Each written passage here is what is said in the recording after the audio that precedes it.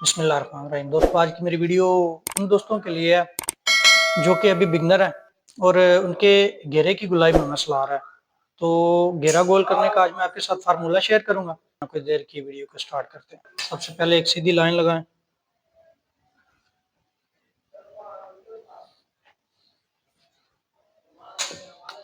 उसके बाद 4 इंच का यहाँ से निशान लगाएं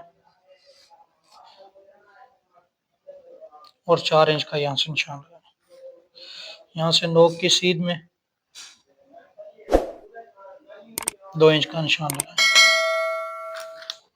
अब निशानों को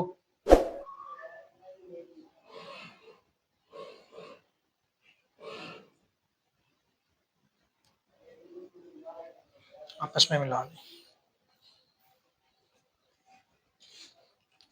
इस तरह से इंशाल्लाह ताला आपका घेरा बिल्कुल ही सीधा फ्रंट से और साइडों से बहुत अच्छे से गोल होगा।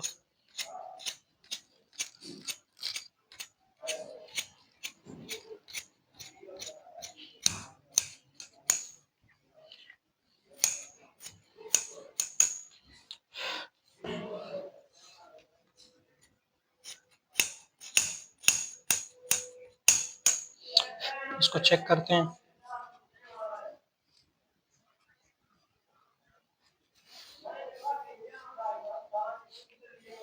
ये देखें नाज़रीन, आपका घेरा बिल्कुल अच्छी तरह से गोलाई आई है इसकी, बहुत ही खूबसूरत। इस तरह से आप घेरे को अच्छे से गोल कर सकते हैं।